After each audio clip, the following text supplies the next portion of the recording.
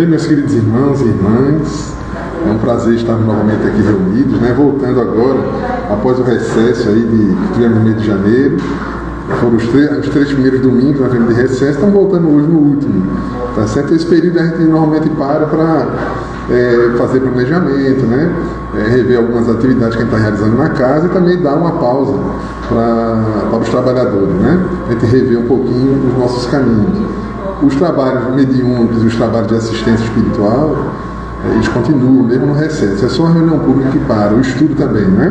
Ok, minha gente, então hoje nós temos o prazer, né, de ter nossa irmã Érica, que é da casa, Érica Albuquerque, que vai tratar do tema A Fé Transforma Montanhas, Somos Discípulos do Cristo. Certo? Quem está chegando é Germano, tudo bem, Germano? Então, veja, nós vamos ver esse tema hoje com ela, tá certo? Mas antes de passar a palavra para ela, eu vou fazer alguns pequenos comentários aqui, tá certo? É o tempo que o pessoal se ajeita aí, vai chegando, vai se aquietando, entrando na sintonia da casa, esquecendo um pouquinho, né? Deixando de lado um pouquinho as preocupações do dia a dia, e a gente vai retomando aqui a sintonia com o dia da casa. Pois bem, então, nós temos na casa um estudo que é realizado sobre o Evangelho de Marcos, na perspectiva do Espírito Emmanuel. Ele é realizado quinzenalmente. Hoje nós não teremos, mas semana que vem já vai ter novamente. Ele ocorre após os passes, mais ou menos às 18 horas, ele está começando, é o horário que a gente começa, tá certo? E esse estudo ele tem sido muito interessante e muito rico, porque ele tem nos permitido observar algumas nuances do Evangelho que normalmente elas passam despercebidas. E com esse estudo a gente vai aprendendo que, além de olhar a perspectiva histórica, algumas características da cultura, né, do povo hebreu, do povo judeu daquela época, as características, né, da linguagem também, que muita coisa, as expressões que eram utilizadas naquela época, às vezes com o passar do tempo, ficam um pouco ininteligíveis, né, vamos dizer assim. E a gente fica com dificuldade de compreender o que realmente Jesus queria nos dizer. Por outro lado, tem os símbolos que estão embutidos ali. E com o Evangelho de Marcos, que eu não sei se vocês sabem, mas há quase um consenso entre os historiadores hoje de que o Evangelho de Marcos foi o primeiro evangelho produzido, divulgado.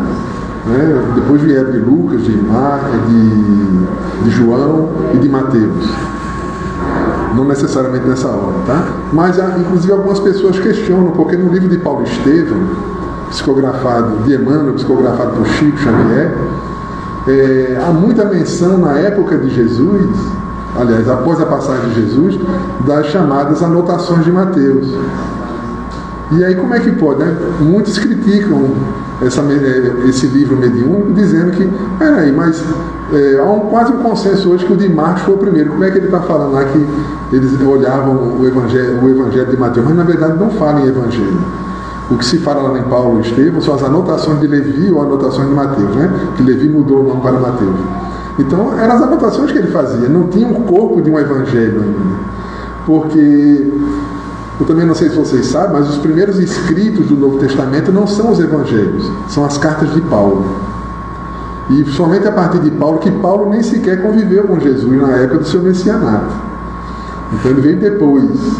E só que ele tinha um conhecimento mais apurado, era um homem estudado, era um homem que foi um doutor da lei, das sinagogas, né, da cultura hebraica. Então ele tinha o domínio tanto da divulgação, mas também da escrita, dos símbolos, de toda a mitologia que envolve ali o povo hebreu. E todos esses evangelhos são influenciados por Paulo, mas as anotações já existiam, não somente a de Mateus. Quem se lembra, que a gente viu aqui, falou uma certa ocasião, num livro chamado Ressurreição e Vida, psicografado por Ivone Pereira, do Amaral Pereira, pelo espírito Leon Tolstói. E ele narra, né, uma história muito bonita, que é o discípulo anônimo. E é um personagem que passa meio que despercebido, só tem uma citação rápida dele no Evangelho, né, que João critica, né, diz que proibiu ele de fazer trabalhos. Ele tinha a habilidade de afastar espíritos de demônios, né, espíritos obsessores. Então, João chega para Jesus e diz: olha, nós vimos um homem que não era do nosso grupo e estava fazendo curas, e faz uma crítica que nós o proibimos de fazer. E Jesus adverte João, diz, olha, quem não é contra nós é por nós. Porque Jesus entendia que não é o rótulo, não é o grupo que eu faço parte, sim o meu desejo sincero de fazer o bem é que conta. E esse discípulo, a história é muito bonita, está nesse livro Ressurreição e Vida, que inclusive eu creio que tem aí na nossa biblioteca. Quem quiser depois dar uma olhadinha, dar uma procurada, né? Pois bem, e ele tinha também o cuidado de fazer anotações das passagens, de tudo que acontecia. E ele anotava em poemas.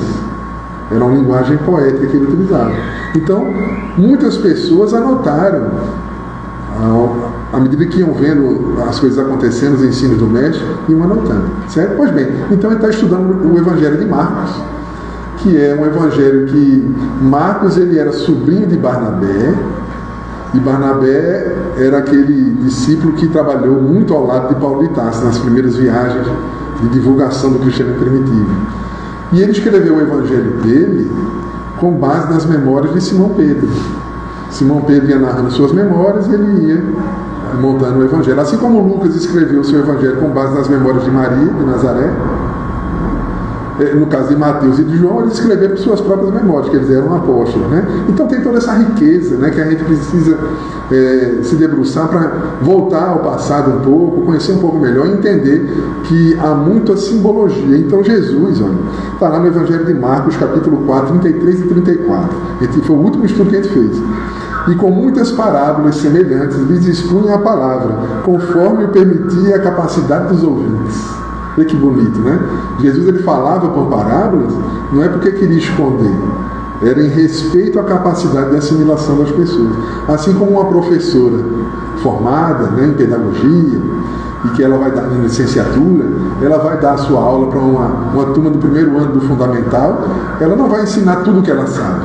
Ela vai ensinar aquilo que é de acordo com a capacidade das crianças aprenderem. E Jesus fazia a mesma coisa. E ao contar as parábolas, essas passagens envoltas em certas imagens, né? Em certos pontos assim, que ele apresentava para a gente, ele respeitava, porque cada um conseguia pescar aquilo que era capaz. E aqueles discípulos mais próximos, ele contava, eles detalhava os ensinamentos, né? Tanto é que ele diz aqui, e sem parábolas, está no versículo 34, e sem parábolas não lhes falava para a multidão, tudo porém explicava em particular aos seus próprios discípulos, né? Então na casa espírita a gente tem a oportunidade de ser um desses discípulos, a gente mergulha um pouquinho mais na profundidade dos ensinamentos, né? Então a gente estudou toda uma parte de sementeira, e essas sementeiras são as sementes que são lançadas em nosso coração, nosso mundo interior, e na expectativa de que elas brotem. E aí, aproveitando o pensamento de Pestalozzi, né, o grande pedagogo, que ele dizia o seguinte: todos nós temos o germe da perfeição dentro de nós, e ele precisa desabrochar. E é preciso o exercício e a educação para que esse germe ele desabroche. E isso é a mesma simbologia da semente. A semente precisa crescer. E para crescer ela precisa ser cuidada, ser regada. O solo precisa estar predisposto a estar fértil, né? Pois bem, então é isso. No nosso estudo, na semana que vem, a gente vai continuar. Quem quiser participar está convidado. Quem está nos assistindo aí também será muito bem-vindo. Pois bem, então, para não nos alongarmos muito, vamos fazer a nossa prece de início. Eu vou pedir ao nosso irmão Tarcísio, por gentileza, que venha fazer a prece.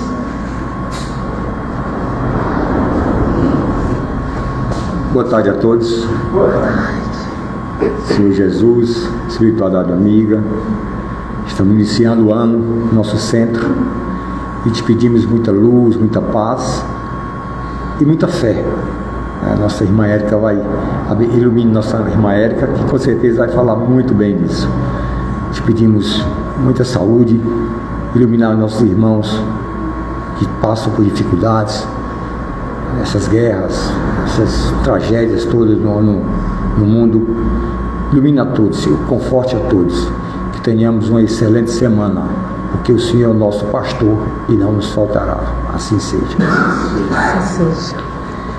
E sendo assim, meus irmãos, vamos por iniciar nosso trabalho, então com a palavra, nossa irmã Érica, com o tema: a fé transporta montanhas, somos discípulos do Cristo.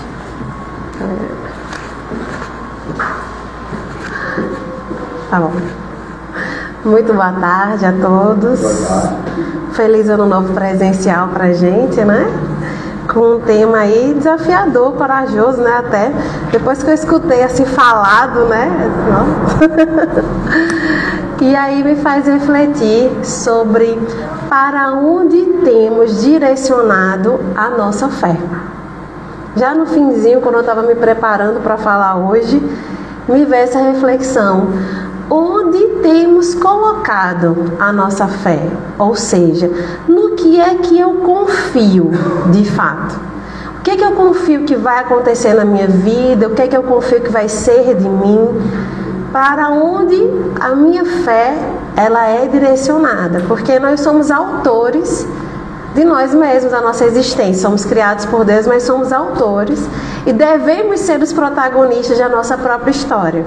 Porém, muitas vezes, temos nos permitido, por falta de fé, ficarmos à margem da nossa própria história, entregando o nosso protagonismo para o vitimismo, para a desesperança, para a falta de fé. A falta de fé de que eu vou conseguir conquistar o que eu desejo, mas a fé de que não vou conseguir, muitas vezes. Por isso eu trago a reflexão, para onde temos direcionado a nossa fé. Porque na verdade, estudando só hoje foi que me veio o insight, todo mundo tem fé. Mesmo que eu tenha fé de que não vai dar certo. Fé de que ninguém gosta de mim. Fé que quando se trata de mim vai dar tudo errado, eu já sei. Então eu comecei a entender que todos nós temos fé e temos muita. A grande questão é para onde temos direcionado a nossa fé. Por isso que é bom, né? A gente se preparar a estudar para aquilo que a gente acha que já estudou. E quanto mais a gente se debruça diante do conteúdo, a gente percebe. Isso já foi no final, então já redirecionou tudo que eu havia preparado. Porque esse pensamento assim, nossa, como a gente tem apresentado uma fé de que não vai dar certo, de que a vida tantas vezes vai dar errado, que se trata de mim, não adianta.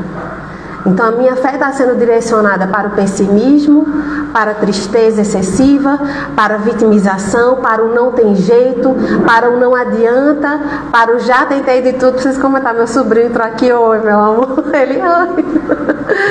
Né? Para o já tentei de tudo, não adianta, as pessoas querem me ajudar, mas eu já sei que não dá certo. Me lembro aqui com os meus desafios simples de criança na matemática. E aí os professores mais velhos falam, mas não adianta, eu já tentei. Chego na faculdade de contabilidade, professor de economia, mas Érica, se tentar. E eu via o esforço do professor, eu achava tão bonito, mas eu em mim não mobilizava a minha energia. Mas você é inteligente, mas para matemática eu não sou. Então eu tinha muita fé de que não daria certo. Relaxo eu, graças a Deus, me liberto dessa vida, vou para outra área. Quando a matemática vai se apresentando corriqueiramente, que para alguns um desafio, na minha cabeça vai brotando mais fácil. Parei de focar na minha falta de fé de que não daria certo. E aquele conhecimento que a gente naturalmente adquire ao longo da vida, ele vai desbloqueando. Porque a gente percebe que a falta de fé se torna um grande bloqueio mental. Botar na cabeça que não vai dar impede todos os outros recursos que se mobilizem. E nesse instante perdemos muitas vezes ainda mais a fé, porque Deus não me ajuda. E temos tido incessantes exemplos de que Deus, indiscutivelmente, que é perfeito, faz a sua parte, só precisa. Questão 919. O que lhes falta é vontade, os Espíritos nos dizem, né? A gente tem pouca vontade, olha lá. O que nos falta é vontade. Então essa pergunta, para onde temos direcionado a nossa fé, ela vai acompanhar minha mente aqui por muito tempo, porque eu entendi que todos temos fé. Por isso também eu nem sabia ainda a proposta do tema. A fé remove montanhas. Somos discípulos do Cristo. Temos sido discípulos do Cristo de fato? Como que anda? Então, primeiro eu ia falar mais sobre a fé e o aspecto do Evangelho, mas eu já vou entrar na questão do Somos Discípulos de Cristo, que é uma mensagem psicografada por Chico Xavier, por um espírito que eu não conhecia, fiquei muito feliz em conhecer, chama Jacinto Fagundes, o livro Espírito da Verdade. E aí foi Seródio que me apresentou, né? Somos discípulos de Cristo. Aí a gente conecta com o Pai Nosso, porque ele vai chamando a gente para refletir pedaço a pedaço do Pai Nosso, a prece mais conhecida que o Cristo nos ensinou. Somos discípulos de Cristo, mas repetindo com ele a sublime afirmação: Pai Nosso que estás no céu, esperamos que Deus se transforme em nosso escravo particular, atento às nossas ilusões e caprichos. Somos iludidos ou não? Somos caprichosos ou não? Só queremos que seja da nossa maneira ou não? Como a gente concorre, né? A nossa vaidade muitas vezes concorre com Deus. Como a gente gasta energia questionando por que é que Deus não fez de outra maneira e fez da maneira que foi. Como questionamos as leis divinas imutáveis, porque são perfeitas. Por essa razão, nós espíritas não acreditamos em milagres como outras religiões acreditam, porque o milagre seria uma derrogação da lei divina, e como Deus é perfeito, não precisa mudar a lei. Milagres acontecem, mas de uma outra perspectiva. A nossa transformação interior, da fé que remove a montanha da desesperança, a fé que remove a montanha da desilusão, a fé que remove a montanha do desacreditar de si mesmo, de desacreditar da vida, de achar que a vida, eu estou vendo aqui, né, na minha frente um pai recente, e aí me ocorre, né, quantas vezes não deve ter vindo o questionamento, naturalmente, será, né, que essa paternidade, essa família, e aí se constitui por caminhos que não se esperavam, e vem um amor tão sublime, tão bem encaixado, quando a gente vê o verdadeiro reencontro, né, da reencarnação. E a gente tem depositado a nossa fé para sermos a cada dia o quê? Isso me recorda uma palestra do Rossandro Klinger, que ele diz também: nós somos todos muito disciplinados. Olha, assim, há que se ter muita disciplina para se tornar um alcoólatra, porque ninguém começa gostando do sabor do álcool. Você experimenta queimar a garganta. Raros casos, aqueles que já nascem realmente muito dependentes químicos vão ali gostar, mas a maioria não gosta. Queima, e você vai tentando dessensibilizar teu organismo para suportar aquela droga lícita. Então há que se ter muita disciplina para beber frequentemente. Há que se ter muita disciplina para sempre dormir até tarde. Há que se ter muita disciplina para dormir tarde. Há que se ter muita disciplina para ser sempre ranzinza. E aí é o mesmo aspecto que eu penso da fé. Todo mundo tem fé, assim como todo mundo tem disciplina. A questão é, para onde temos direcionado a nossa disciplina? Aonde temos colocado o nosso coração? Não é? Aí estará o teu maior tesouro. O que é que a gente tem transformado em tesouros da nossa vida? O que é que a gente tem cultuado com mais tempo? O que é que eu tenho feito do tesouro? Para alguns a família é o verdadeiro tesouro. O compromisso, a responsabilidade com a família é o meu tesouro. Cultuar, não é? A família. Tem outros que cultuam os amigos em detrimento da família. Não, mas eu tenho que passar o final de semana com um amigo, com outro, fazendo farra. Minha mulher não entende. Aonde pondes a tua frequência, aí tu estás transformando em teu tesouro. Mas como nos iludimos e somos caprichosos. Quantas ilusões, não? E o que é de fato a verdadeira amizade? É aquela que me rouba do meu patrimônio maior, que é a família, por exemplo? Isso é de fato amizade? Ou é o companheiro da farra? O que é a amizade, verdadeiramente? Né? Então, quando nos dizemos discípulos de Cristo, somos discípulos de Cristo, mas quando repetimos com Ele a sublime afirmação: Pai nosso que estás no céu, esperamos que Deus se transforme em nosso escravo particular, atento às nossas ilusões e caprichos. que faça tudo o que a gente quer, porque se não for como eu quero, o problema não está em mim, mas está em Deus. Quantas vezes temos esse pensamento? E esquecemos que Deus é justo, é amoroso, que nos enviou o Mestre Jesus para nos dizer e exemplificar: meu jugo é suave, eu não te condeno, e o meu fardo é leve. E eu sempre trago a reflexão: se a vida está pesando, não é Jesus, não é Deus, somos nós, na nossa consciência perturbada, em nossos excessos de culpas, em nossa dificuldade do auto-perdão, na nossa dificuldade de perdoar o outro, na nossa dificuldade de aceitação, sempre gastando energia brigando com a vida. Dia desses eu vi um exemplo, disse: olha, quando a gente começa a brigar com a vida, se questionar muito com o porquê e ficar preso ao porquê, é semelhante a uma cobra venenosa picar você, e em vez de você mobilizar a sua energia para cuidar daquele veneno que você foi picado, cuidar da sua vida, você ficar indo atrás da cobra. Mas por que você me picou? O que foi que eu fiz que você... Mas por que eu? Mas por que você escolheu me picar? E você gastar a sua energia, seu corpo vai ali desfalecendo, você vai se perdendo, e a gente entra no universo um tanto quanto alucinado e obsessivo. Mas por que eu? Eu sempre fui boa para você, ou eu nem te conheci, por que eu? Então, em vez de gastarmos uma energia no porquê, pra que eu tô com isso? Meu Deus, vou me cuidar. Então, a gente gasta muita energia em vez de solucionar os desafios que nos surgem, que nos roubam emocionalmente muitas vezes, porque a gente começa a questionar: mas por que eu? O que foi que eu fiz? Se você não lembra, agradeça.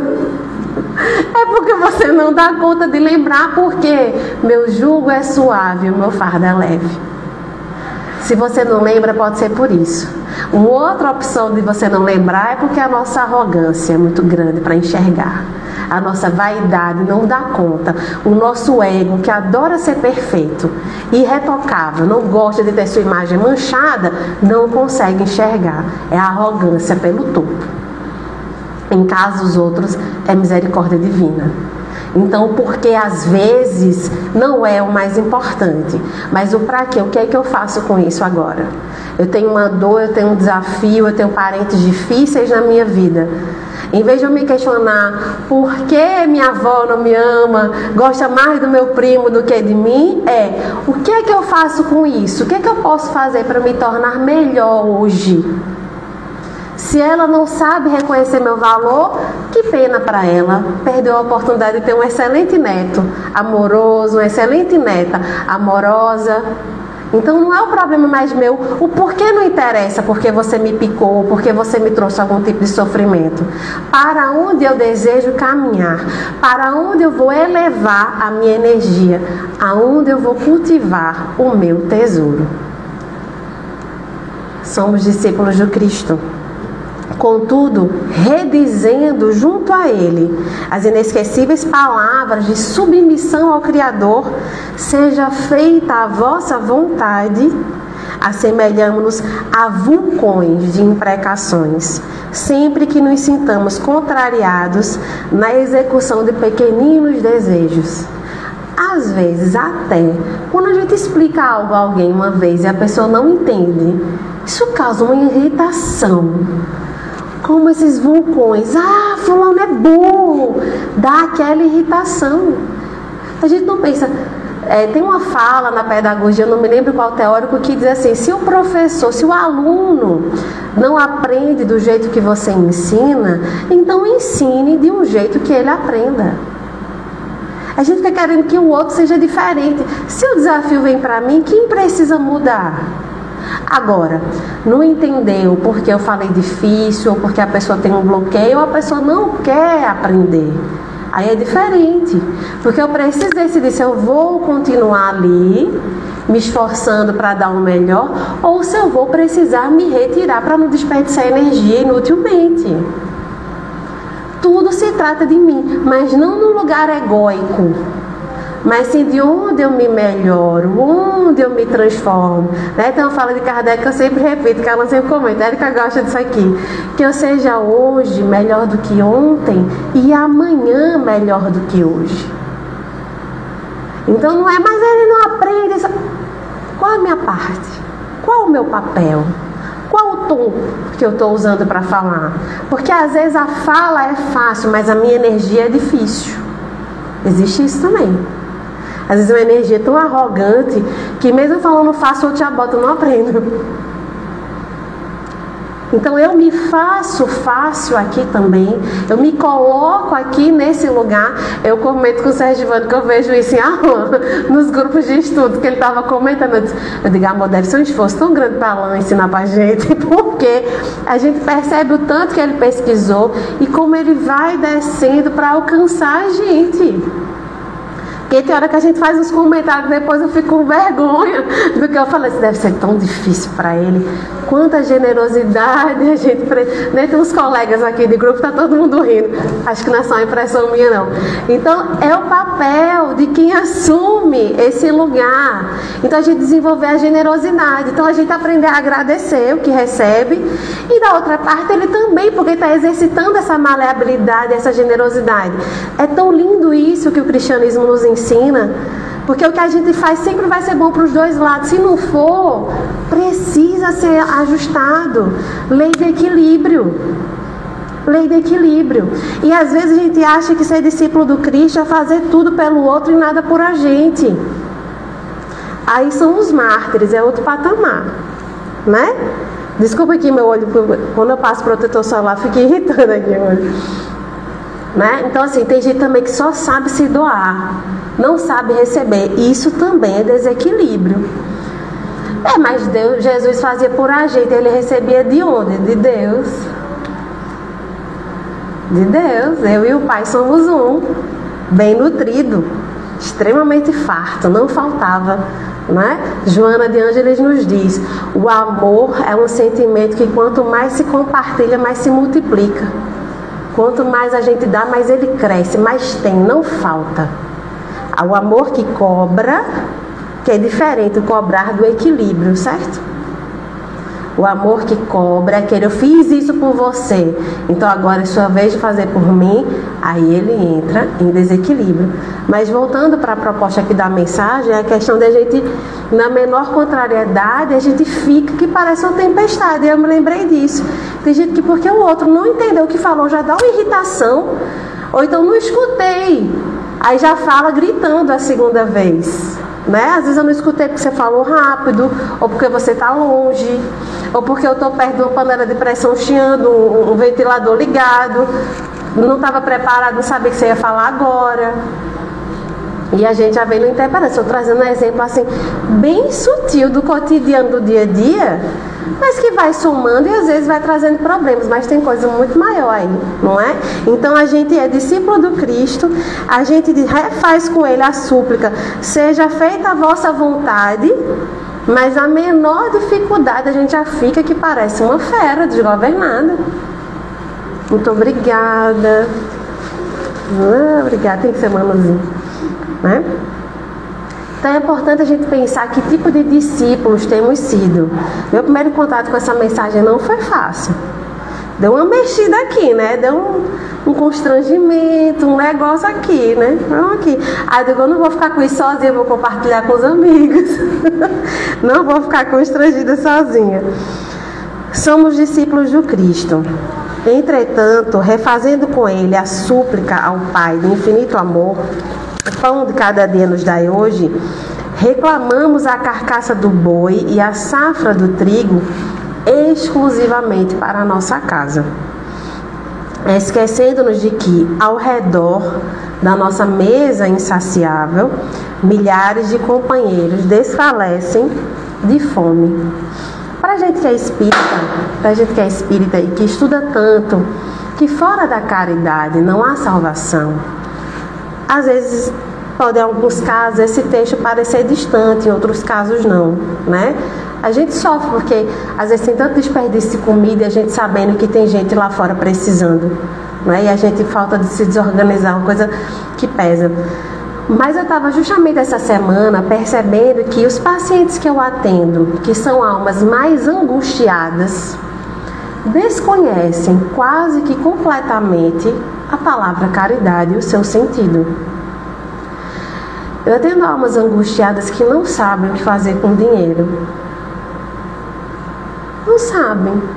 E não passa, não cogita. E no meu papel, como psicanalista no atendimento fraterno, eu não posso dizer, vai procurar alguém para ajudar, né? Porque a gente tem que caminhar no sentido da pessoa.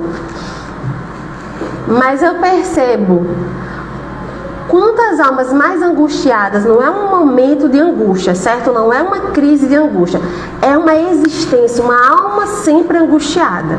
São padrões em que não existe caridade. Trouxe o exemplo de pessoas abundantes no dinheiro, mas também tem outras que estão ali num dinheiro mais comum.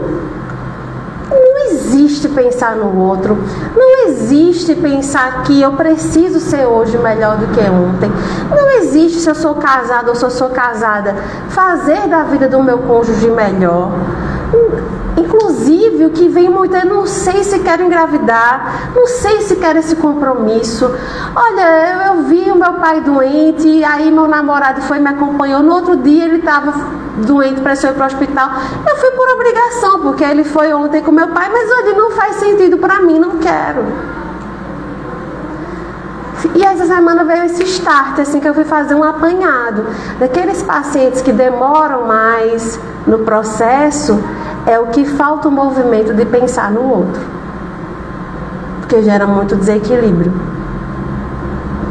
Como a vida fica vazia, o sentido é um só: ou conseguir um homem, ou conseguir uma mulher com aquela característica, sabe? É a coisa muito isso aqui, e às vezes começa uma corrida em túnel. E é onde a angústia se instala e ela se predomina. Falta essa via de mão dupla, falta esse equilíbrio. É uma vida dedicada a beber a bebida mais cara, fazer o passeio mais caro, a viagem internacional para aquele país que eu ainda não fui. É de um vazio existencial e um sofrimento extremamente grande, o que torna o nosso trabalho difícil, né? Porque a gente é um trabalho muito sofisticado na psicanálise, até ajudar a pessoa através de perguntas por si mesma, chegar lá para conseguir enxergar que, nossa, o sentido da vida não é só fazer farra, não é só fazer festa, não é só viver materialmente. Estamos na matéria, faz parte, compõe. Mas que tipo de discípulo eu me coloco? Que tipo de cristão eu sou? E são pessoas às vezes que se dizem religiosas. Alguns são, mas não está no assunto. E como nós somos privilegiados, porque a gente vai entendendo que sempre que a gente acha que está fazendo a caridade, como a gente é beneficiado. Como a gente é beneficiado, porque a vida se expande para outros horizontes. A gente está aprendendo muitas vezes a pegar a nossa dor e proteger numa bolha e dizer: daqui a pouco eu volto, porque aqui eu tenho um trabalho para fazer. E nesse trabalho a gente vai se envolve, vê situações outras, como aqui na casa tem o projeto Aninhando Mães, que nos dá uma felicidade enorme poder participar, né? Saibam, inclusive, quem desejar ajudar, tem roupa usada de criança, porque a gente trabalha com as gestantes, mas todas as gestantes que atendemos até hoje tinham outras crianças. Então a gente começou a expandir, né? Vai buscando contemplar uma roupinha para outro, um calçado, um brinquedo, uma roupinha para a mãe, né? Que foi a coisa que me fez entender. Eu disse: meu Deus, a gente via tanto uma gestante com a calça jeans aberta, a gente só achava que abriu. É porque não tem roupa do tamanho. Precisa usar a calça aberta porque não cabe mais e não tem dinheiro para comprar. Tem recurso muitas vezes, né? Então a gente tem tanta coisa para fazer, e quando a gente volta, que reencontra a bolinha que a gente deixou com os nossos problemas, faz, tá um pouquinho menor. Interessante. Eu tinha a impressão de que estava de outro jeito quando eu saí de casa, e agora tá mais sutil. Ainda que você encontre o problema igualzinho como estava, sinta que não mudou, se você teve 2 horas de ação no bem, foram 2 horas de descanso do problema, pelo menos isso. Não é? Porque às vezes a gente fica obsessivo pensando no problema conectado com aquilo.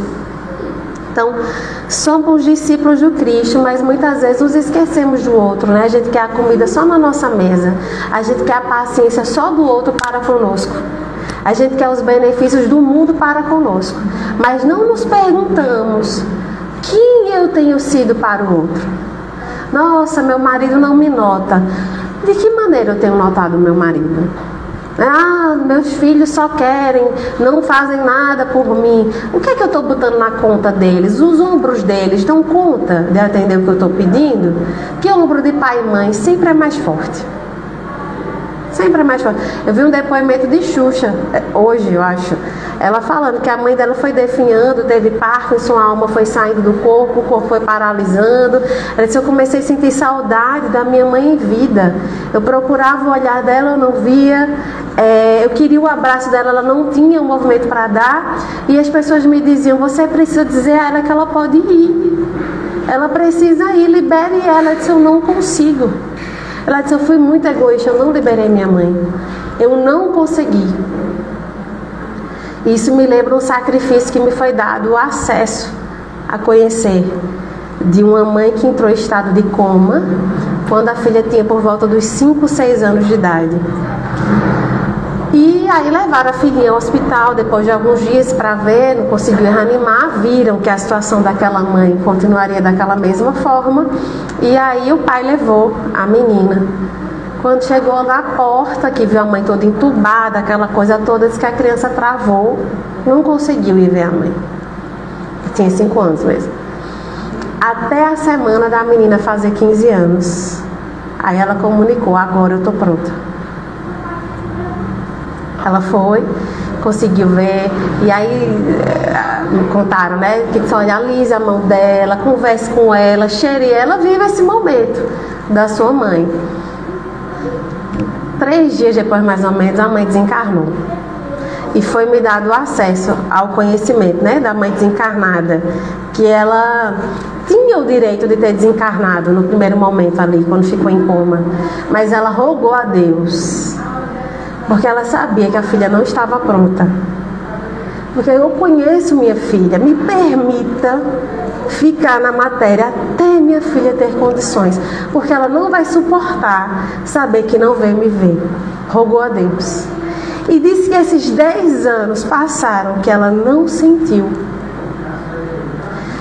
tal a sua comunhão com Deus, que era tanto um espírito bom, a presença divina era tão grande, ela estava tão grata, porque Deus havia atendido o seu pedido de um último gesto como mãe, dada aquela convivência tão breve com a sua filha, aquela dor, como diz Chico Xavier, a saudade é uma dor que fere dos dois mundos. E ela não sentiu os 10 anos porque foi Deus preenchendo o tempo inteiro, a mãe dela sempre lá muito amorosa, e a espiritualidade amiga. Eu sinto muito porque isso foi me dado acesso, chegou para mim. Eu não tenho como contar a menina que tem uma religião muito diferente, doida para dizer, só reza assim para que um dia, né? E a filha não sabe conscientemente, talvez inconscientemente. Mas foi lindo, assim, eu chorei de um amor que eu senti, né, a presença dessa mãe. E aquela felicidade assim, transbordando. Isso veio assim que eu conheci a menina. E eu disse: meu Deus, eu tenho um amor nessa menina tão estranho, na adulta. Um amor quase de mãe, que coisa estranha, que assim, entender um amor pela menina tão grande. Eu estava até quase com vergonha, uma sintonia, e a menina comigo também. Quando foi uns 2 meses mais ou menos, era a mãe dela mesmo, né, que transbordava esse amor e queria, eu acho que um abraço ali através de mim, alguma coisa assim. Veja como a sutileza da mediunidade. Eu sei, eu entendi, mas tantas coisas como essas acontecem que nos passam, que nos são imperceptíveis. Tal a misericórdia divina. Percebe quanta misericórdia nessa história, né? Eu não entendi até que eu vi. E foi uma delícia sentir o amor daquela mãe. Foi tão forte. As lágrimas vinham, mas era de um amor, de uma comunhão com Deus. E o seu desencarne se deu, pelo que pesquisaram à época, de um possível aborto clandestino que ela havia feito. A religião ela tinha, e era um relacionamento até extraconjugal, pelo que se entendeu e tudo mais. Veja quantos equívocos ela vinha cometendo na vida. E quanta transformação aquele adoecimento lhe trouxe. Quanta conexão espiritual, quanta evolução aqueles 10 anos ali. Né? Então, assim, que discípulos do Cristo nós temos sido? E aí eu volto para esse lugar, porque eu disse, meu Deus, como pai e mãe tem lombo forte mesmo. E às vezes tem muitos pais que se frustram porque os filhos não correspondem. Não tem para dar do jeito que pai e mãe tem. Né? São raríssimos os casos. São raríssimos. Pai e mãe recebeu dos pais o que eles tinham para dar também. E assim sucessivamente. Foi uma oportunidade, assim, um privilégio ter conectado com o amor dessa mulher por essa filha. Assim, foi uma lição de, meu Deus, essa menina precisa saber o tanto que foi amada. Porque às vezes não sabe, né? Não é o caso. Mas poderia uma revolta, Deus tirou minha mãe de mim, mas por quê? A mãe nunca saiu de perto dela, nunca deixou de amar, o amor nunca foi tão presente. Você ficar 10 anos em coma, feliz e grata. Feliz e grata, né? Somos discípulos do Cristo, todavia, depois de implorar com o sábio orientador a eterna justiça, perdoai as nossas dívidas, mentalizamos de imediato a melhor maneira de cultivar aversões e malquerenças, aperfeiçoando assim os métodos de odiar os mais fortes e oprimir os mais fracos. Essa foi forte, não foi? Já assim tá aqui, mexeu aqui. Vou repetir, viu? Somos discípulos do Cristo, todavia, depois de implorar com o sábio orientador a eterna justiça, perdoai as nossas dívidas, mentalizamos de imediato a melhor maneira de cultivar aversões e malquerenças, aperfeiçoando assim os métodos de odiar os mais fortes e oprimir os mais fracos. No próprio Evangelho a gente tem um exemplo disso, não é?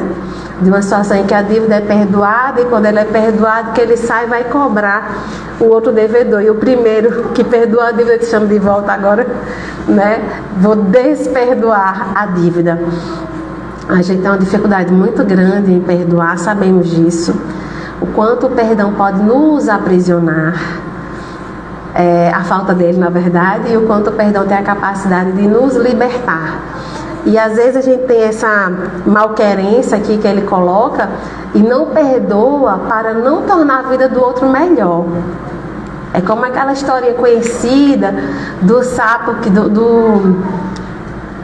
como é que é, que tem o rabinho assim, que o escorpião. O escorpião que pede carona ao sapo, né? Diz, me atravessa o lago daqui para lá, né? E o sapo, não, você vai me picar. Diz, não, mas não faz sentido. Se eu picar você, eu vou afundar, que eu não consigo nadar. Eu preciso de você. Então, faça essa gentileza aí, me dê essa carona. Ele disse, não, é lógico, né? Ok, deu a carona. No meio do caminho, o escorpião envenena, pica o sapo. Diz, mas você, a gente não combinou, você não ia morrer afogado. Disse, mas é meu instinto. Eu preferi seguir o meu instinto do que chegar até o outro lado da margem. Então, muitas vezes, a gente prefere morrer junto. A gente abre mão de perdoar o outro, mesmo sabendo que vai fazer bem para a gente, só para ver a desgraça do outro, mesmo sabendo que a gente vai se desgraçar junto. Não é forte isso? Veja como a gente está identificado com o veneninho do escorpião. Repare. Não sei no caso de vocês, mas olha, isso aqui foi um constrangimento atrás do outro aqui, minha gente. Só a leitura, já sinto, eu nem te conhecia, mas chegasse aqui, viste, numa tônica forte. Como a gente precisa perdoar, não é? Todos nós temos vários perdões a liberar ainda. Eu tive uma fase mais recente, aí tão feliz, se eu estou liberando tantos perdões, meu Deus, como está ficando bom esse negócio, e a memória trazendo coisinhas menores, eu fazia, nossa, eu tenho mágoa disso ainda, nem imaginava, e aí ia liberando aqui, liberando ali, mas um fenômeno muito estranho aconteceu, quanto mais perdãozinho ia liberando, ia limpando, mais eu ia enxergando tanto que faltava, tanto que ainda tinha, nossa, olha, a gente querendo perdoar, o serviço é grande. E se a gente não quiser, é muito acúmulo que a gente tem, a gente não tem dimensão. Essa é uma experiência minha. Quanto mais eu fui liberando, só se como tá tranquilo. Que coisa, a mente foi trazendo, o inconsciente foi manifestando. Isso aqui, eu disse, nossa, mas isso tão pequeno, isso estava lá no meu inconscientezinho. Libera. E aí eu falei, meu Jesus do céu, quanta coisa grande falta ainda. Eu acho que foi em prestaçãozinha pequena para motivar, né, a capacidade do perdão. Mas como a gente tem e a gente não faz ideia. Muitas vezes a gente tem a oportunidade de ajudar aqueles que nos magoaram. E é um momento importante para a gente orar a Deus mesmo e refletir. E ter fé na nossa capacidade de perdoar, de remover a montanha da falta de perdão. Mesmo que a gente não consiga naquele momento, que não desistamos e peçamos a Deus em nossas preces, Senhor, me ajuda, que essa montanha aqui está muito difícil. Eu vi uma outra história de gente que fez pesquisa em asilos, né, daqueles idosos que lá estavam e que não recebiam visitas. E havia um de altíssimo padrão, em que a pessoa não deixava de fazer o pagamento todos os meses. E eles investigaram tanto, chegaram lá e descobriram quem era, que era uma filha, mas que assim, incontáveis anos estava lá e essa filha nunca ia visitar. E ligaram e disse, olha, você nunca falta o pagamento. Colocou num lugar bom, que nos diz que você cuida. Podia ter colocado em qualquer lugar, um lugar bem mais simples, um luxo. E você não vai ver. Mas por que você não visita sua mãe? A idosa tão agradável. Você está vendo aquela idosa, aquela senhora? Quando eu era adolescente eu fiquei grávida. E um certo dia eu acordei amarrada e ela mesma estava fazendo o aborto em mim. Mas essa filha perdoou a mãe. Botou num lugar bom. Olha o impacto. Ela disse, eu me dou o direito de não conviver, porque isso é só uma das coisas que eu estou lhe contando. Você não tem noção do que foi crescer sendo filha desta mulher. Então eu faço o que eu posso. Sei que ela está sendo bem cuidada, não descuido do pagamento, a vida me oportunizou uma situação financeira, mas pela minha saúde mental, eu me dou o direito de não conviver com ela. Porque ela, essa senhora, não tem nada de bom a me oferecer. É um perdão. Não é? Aquele que a gente conversou no início. Eu tenho que saber aonde minha energia merece ser investida, onde vale a pena, e aonde eu preciso me afastar, porque é perda de energia. Ao que se entende, na matéria que eu li, era um exemplo de uma mãe narcisista. Aí realmente não tem o que fazer mesmo. Né? Ela não. Né? Ali, e o filho não tem força mesmo. Então a vida ali estava muito boa através do perdão que essa filha dela, se eu faço o melhor, me preocupo, eu quero que ela esteja bem, mas eu não tenho saúde, eu não consigo, né? Então já foi uma grandíssima coisa que essa moça conseguiu. Quanto mais ela avança, ela ainda vai conseguir mais. De repente consegue visitar sem se perturbar, mas soube respeitar que se eu for visitar minha mãe eu me perturbo. Então se eu não dou conta, eu vou fazer o melhor do que eu dou conta com as condições que eu tenho hoje. Às vezes o outro vai julgar, mas você tem que visitar. Não, eu tenho que fazer o melhor que eu consigo com os recursos que eu tenho hoje. Então é melhor saber que ela está bem cuidada, ela está amparada, mas vê-la mexe com estruturas minhas que eu trabalho na terapia, mas ainda não resolvi. Só para a gente lembrar como tem dificuldade no mundo e como tem tantas formas diferentes de a gente lidar. Porque ante dificuldades a gente tem uma tendência a perder a nossa fé. Inclusive ante dificuldades previsíveis como a morte. Porque todo mundo morre.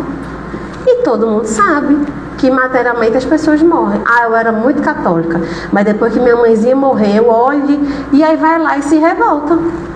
Eu não vou mais em tal igreja porque eu me dedicava, fazia tanto, olha, eu trabalhava, toda a atividade da igreja que tinha eu fazia, mas minha mãe morreu, eu não vou mais. No instante em que a gente mais necessita, a gente tem uma tendência a abandonar a fé. Que é o que a gente vai entender que é a fé ingênua. A fé ingênua, a fé empolgada, entusiasmada, mas que não tem raízes, né? A semente não fez raízes, né? Tem aquele entusiasmo, mas diante das dificuldades. E o Cristo é muito honesto com a gente. Ele nos disse, no mundo tereis aflições. A gente veio sabendo. E por que aqui no mundo tereis aflições? O mundo poderia ser perfeito, custava nada. Temos aflições no mundo porque nós que compomos o mundo causamos aflições. E se a gente convive com pessoas mais ou menos semelhantes com a gente, então no mundo tem aflições. Não queremos aflições no mundo? Superemos nossas aflições internas. Deixemos de ser nós os causadores das aflições do outro e das nossas próprias. Existem pessoas que têm uma infinidade de possibilidades na vida. Não agarra as oportunidades, não abraça para escolher o discurso da vítima. Que fulano conseguiu porque teve oportunidades, eu não tive. Quando você vai ver, teve várias oportunidades, mas não teve fé em si mesmo. Não teve fé em Deus que conseguiria fazer dar certo. Então, para não passar o vexame de talvez aquela oportunidade dar errado, eu vou lá e abro mão. E boto a culpa no outro, porque eu não tenho fé em mim mesmo. Ter fé é algo essencial para a gente viver. Não apenas em Deus. Por isso que no Evangelho nos diz, né? A fé é humana e é divina. A gente precisa acreditar em Deus e a gente precisa acreditar na gente. Porque a gente está aqui numa missão em que os dois lados trabalham para que a nossa vida, para que nossa espiritualidade se desenvolva cada vez mais e melhor. Se assim não fizermos, nos debrucemos a observar e a pesquisar, nossas almas entrarão em profunda angústia. Em profunda angústia. Quantas pessoas chegaram onde desejavam chegar e chega lá uma frustração? Não consegui tudo que eu queria, agora eu faço o quê? Não sei o que eu faço com isso. Porque às vezes eu não coloquei a espiritualidade junto. Às vezes faz muita caridade material, mas não conecta com o sentido. Às vezes não se envolve, ou se envolve, não se envolve o suficiente. E se eu não entendo, Deus me ajuda, aumenta a minha fé. Prepare, porque quando a gente pede isso, geralmente aumenta a aprovação. Porque o exercício para a musculatura da fé se exercitar é a dificuldade. Né? No pain, no gain, né? Se não treinar, não tiver esforço, não tem resultado. E a gente fica ainda hoje nesse delírio, nessa ilusão de querer brigar com Deus e com seus métodos para que a minha vida seja diferente. Para de se gastar nesses porquês sem sentido. Veja, o Espiritismo é uma doutrina filosófica, então ela é uma doutrina dos porquês, certo? Esses porquês que eu estou falando são os porquês improdutivos. Ok? Existem vários porquês extremamente produtivos. O Livro dos Espíritos é um grande exemplo desses porquês bem produtivos. Mas é o porquê da perda de energia, daquele de você não querer mudar, mas querer que o outro mude. E o outro, nesse caso, Deus, o próprio Deus, preste atenção na nossa falta de noção. Porque existem os desafios, existem várias montanhas, mas Deus nos dá forças. É por essas e outras que, diante de algumas dificuldades que todos nós, imagino eu, tenhamos vivido, depois de passar, eu não sei como eu consegui passar por aquilo. Eu não sei como eu sobrevivi a essa situação. Meu Deus, só depois que passou, que eu entendi a dimensão que passou com Deus.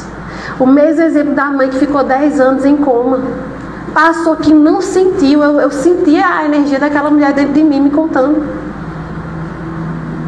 Então a gente olha, meu Deus, como é que eu consegui? Consegui com a ajuda dos irmãos espirituais. Consegui sem questionar muito se eu ia conseguir ou não. Eu só fui.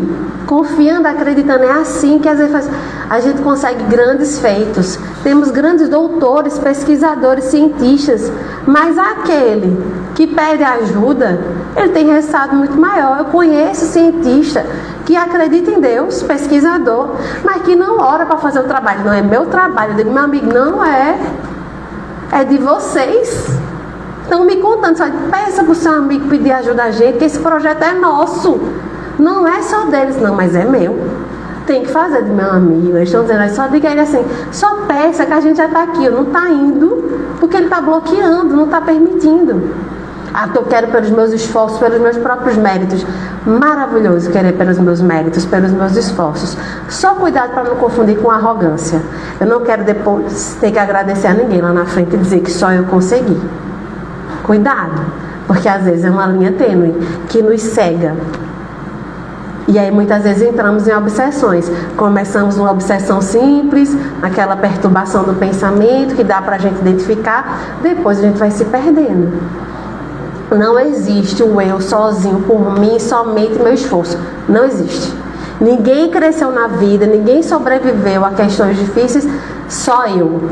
Não existe, somos filhos de Deus, então não tem só eu. Para começar, tem um mentor espiritual. Kit básico de reencarnação. Você e um mentor. Não existe o eu. Ego, egoísmo, excesso de eu. E aí, Haroldo Dutra Dias traz uma reflexão. Tem gente que às vezes está tão preenchido de si mesmo que não cabe o evangelho dentro. Egoísmo. Esse é excesso de eu. E eu sozinho não dou conta. Se eu me preencho demais de mim mesmo, é sofrimento, porque começa o pensamento perturbador, isso aqui não vai dar, estão me perseguindo, isso é contra mim, mas é porque, e começa um sofrimento, um pensamento que começa hoje, que se repete amanhã, e que se eu não cuidar, estou perdida obsessivamente com pensamentos negativos, com muita fé no negativo, em vez de elevar o meu coração e direcionar a Deus. Aí isso me lembra de eu interromper um pouquinho essa parte da mensagem. Eu não sei se eu trouxe da outra vez para falar sobre o Salmo 93. Não lembro se eu comentei. Eu tive um sonho de desdobramento mediúnico em que assim, eu estava num nível de ataque espiritual que só Jesus na causa. E eu disse, mas meu Deus, mas já estava numa fase melhor, que eu já estava mais assim com o mentor, e ele dizendo, olha, seu problema é que quando você vê essas coisas, você se assusta, fica, mas por que essa pessoa fazendo isso comigo? Gastei uns anos. Você se assusta. Pare de se assustar. Muita gente que tem premonição não serve de nada. Fala, mas pra quê, meu Deus, se eu não tinha como evitar o sofrimento que você tinha? Quando você tem uma premonição, por exemplo, que alguém vai morrer e é inevitável, você prepara seu coração para acolher os parentes. Você ficou sabendo antes. Então, eu fui aprendendo que, se é meio óbvio, mas eu aprendi tem pouco tempo. Se aparece pra gente, é porque tem como resolver. É porque tem como melhorar de alguma maneira. E aí quando eu fui me assustar com o nível do ataque, aí eu disse, mas eu aprendi a não me assustar, vendo o negócio, aí o mentor encostou quando eu disse, não, eu aprendi a não me assustar, peraí, se eu tô vendo é porque tá encaminhando para melhorar. Aí chegou. Aí eu disse, mas e agora eu faço o quê? Não sei o que fazer. E o Espírito falou assim, Salmo 93. Aí eu disse, 93? Não é o 23? Aí, Salmo 93. E era um ataque muito sério, que é algo que eu sei que acontece na vida. Eu já sabia dessa história aí tem muitos anos. E eu disse, meu Deus, mas ainda, e a pessoa não cansa, Jesus. Aí de Salmo 93, isso eu nunca ouvi falar, não sabia nem até que número os salmos iam, eu confesso. Eu disse, meu Deus, deixa eu pesquisar esse 93. Eu pensava que ia até o 91, porque o 91 é meu conhecidinho também, né? E aí, diante dali de uma situação que quase você perde a fé, porque é um ataque tão brusco que você faz, meu Deus, não tem o que a pessoa fazer, né? E aí vem, o Senhor reina, está vestido de majestade, o Senhor se revestiu, cingiu-se de fortaleza. O mundo também está estabelecido de modo que não pode ser abalado. O teu trono está firme desde a antiguidade, desde a eternidade tu existes. Deus é eterno porque Ele sempre existiu. Antes dele nada havia. Os rios levantaram, ó Senhor, os rios levantaram o seu ruído, os rios levantaram o seu fragor. Mais que o ruído das grandes águas, mais que as vagas estrondosas do mar, poderoso é o Senhor nas alturas. Muito fiéis são teus testemunhos. A santidade convém à tua casa, Senhor, para sempre. Para nos lembrar que não importam os ataques. Pode ter tsunamis, pode o mar querer mudar de lá para cá. Existe uma majestade divina, eterna, inabalável, imperturbável, que está acima e diante de tudo.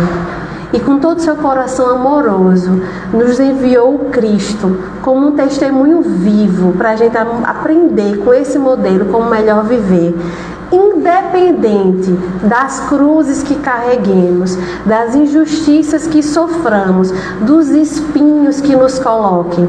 Não vimos o Cristo questionando, mas o porquê? Eu só vim ao mundo fazer curas, eu só vim ao mundo trazer coisas boas, por que vocês querem me crucificar?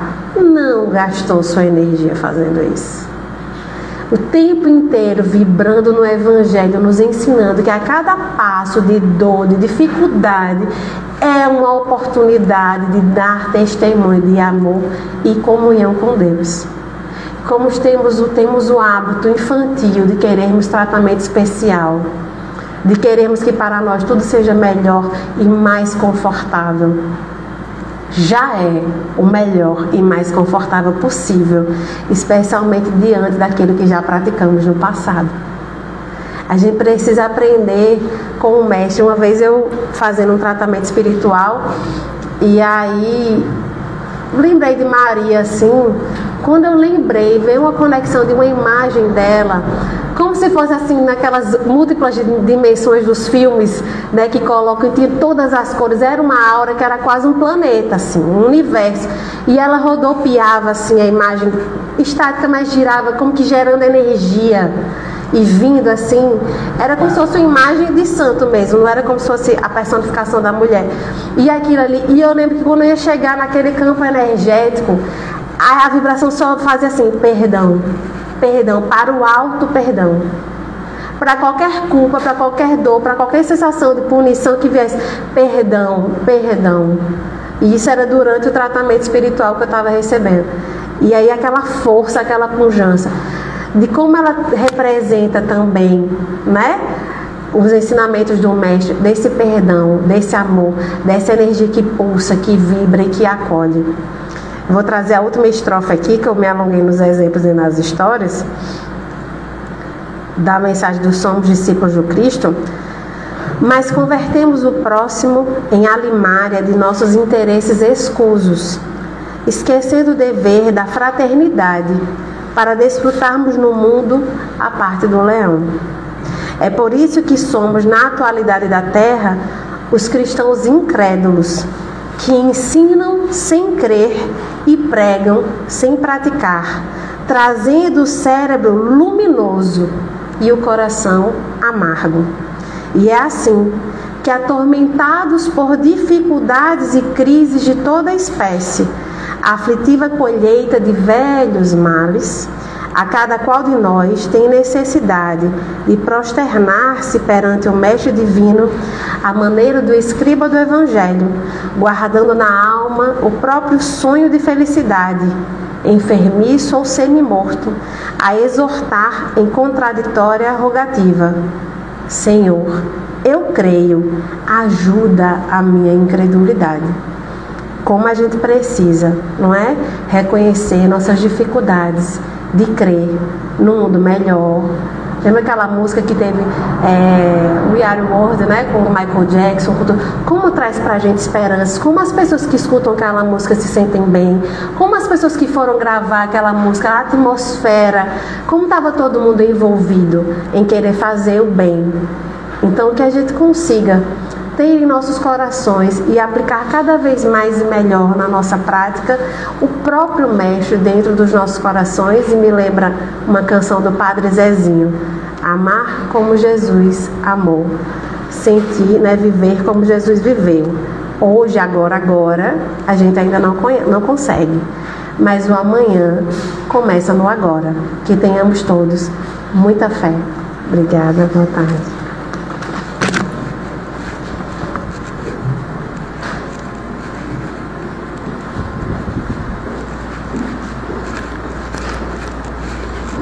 Muito bem, meus irmãos. Então, após essas reflexões muito ricas, né, acerca da fé, especialmente do auto-perdão, né, quem precisa muito, que possamos aproveitar tudo isso e colocar em prática em nossas vidas. Bom, temos alguns avisos. Obrigado à nossa irmã Érica, pela excelente explanação. Obrigado a quem nos acompanhou pelo Instagram. Na semana que vem já falamos, temos o estudo, né? Domingo após o passe. Hoje temos o passe. Quem quiser tomar o passe após a reunião agora, é só aguardar sentado que vai chamando, tá certo? No sábado, deixa eu ver aqui. É o segundo sábado de fevereiro, tá certo? Vamos ter o nosso curso básico de passe, tá certo? Vai ser pela manhã. Então o folder está ali fora, o card, quem quiser olhar com calma, depois a gente bota também aqui no Instagram, e quem quiser participar está convidado. Não é obrigado, quem faz o curso não é obrigado a aplicar passe, mas quem quiser conhecer, e é um treinamento básico, né, para conhecer as características básicas e um pouco da sistemática usada na casa, tá certo? Então quem quiser pode participar, será bem-vindo. Nossa irmã já falou do nosso projeto Amanhã do Mães. Uma das coisas que a gente faz para arrecadarmos alguns recursos, né, para poder atender essas mães, são os bazares, né, que a gente tem feito, o bazar solidário. E nós teremos provavelmente, a gente está organizando, provavelmente será no último sábado de fevereiro. E vai ser aqui na casa mesmo, tá? Onde a gente faz esse aqui na casa, quem te atende, as próprias gestantes vêm também, para elas também adquirirem algumas peças. A gente tem um modo de trabalho que elas têm alguns vales que elas recebem, elas participam e tem aquele prazer também de participar e de adquirir algumas roupas para seu próprio uso, tá certo? Pois bem, então vamos fazer agora a nossa prece, tá certo? Sim, a gente avisa oportunamente se vai ser realmente no último sábado, tá? E quem quiser participar, tanto da organização, que tem trabalho, viu, gente? A gente recebeu muita doação, graças a Deus, que continue chegando, mas tem que separar tudinho, ver o que... Algumas coisas às vezes não está muito limpa, a gente tem que dar uma limpadinha, né? Alguma coisa precisa de um ajuste, a gente faz o ajuste, tem que precificar, separar, é trabalhoso. Então precisa de mãos aí, de corações, para a gente poder organizar tudo isso, ok? Então vamos encerrar, e para nós terminarmos nosso trabalho, vamos fazer nossa prece final. Vou pedir nossa irmã Glória, por gentileza, venha fazer a prece final.